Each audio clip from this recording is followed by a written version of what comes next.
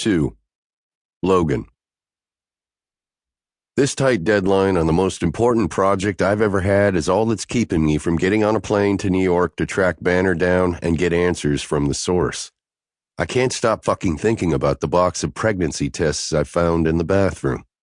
As much as I want to call or text her to demand answers, this isn't the kind of conversation that's happening over the phone.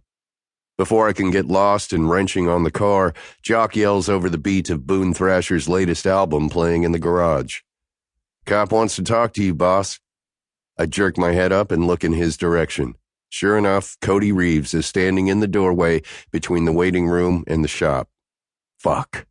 I toss the wrench into the top of my toolbox and yank the rag from the back pocket of my coveralls to wipe my hands.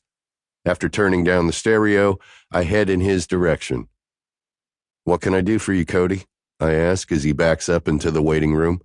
Having a cop show up is never a good sign in my book. "You hear about Jeff? Because I haven't seen him or talked to him." "No, I got a few questions about a former employee of yours." "Who?" "Roy Planter. I understand you fired him a few months back." My suspicions rise. "Roy? What the fuck is going on with Roy?" "Yeah, I fired him." He pulls out his cop notepad. "Do you remember when that was?" "I'd have to check my records. I don't recall the exact date." "Can you tell me why you fired him?" "He showed up drunk one too many times, and I couldn't have that kind of liability in my shop." Cody makes a note and looks up. "When's the last time you saw him?" "Why all the questions about Roy? What the hell is going on?" "I need to know the last time you saw him, Logan." "At Piggly Wiggly. He was checking out ahead of me a couple weeks ago. Haven't seen him since." "His daughter says you never liked him." I look up at the ceiling, trying for patience before I answer. "I fired the guy. It wasn't personal, it was business. Rachel's feelings on the matter don't count. She and everyone else in this town know Roy needs to have his ass in a seat at AA if he wants to get some help. That's not going to happen. His body was identified this morning by his dental records." Shock squeezes my chest like a vice. "What the fuck are you talking about?"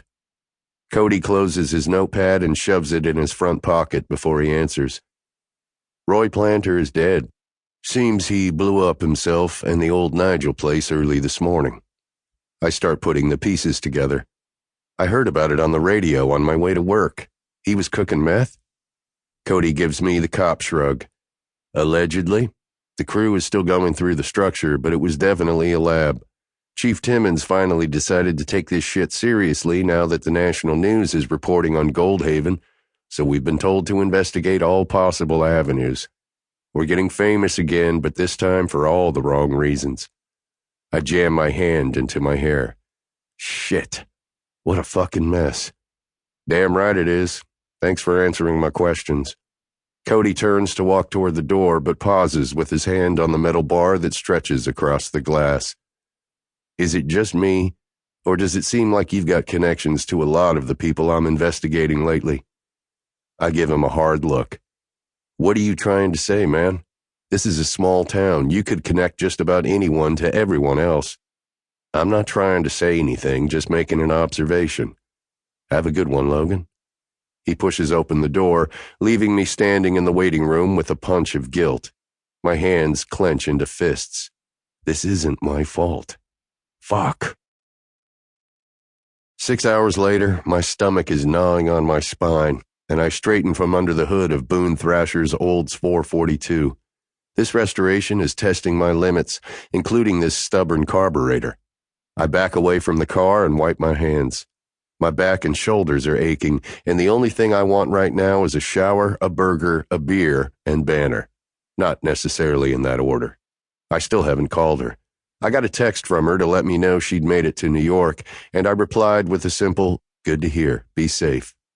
Maybe I'm naive for expecting her to bring up the subject of the pregnancy tests now that she's hundreds of miles away, considering she didn't bother to mention it when we were in the same bed last night.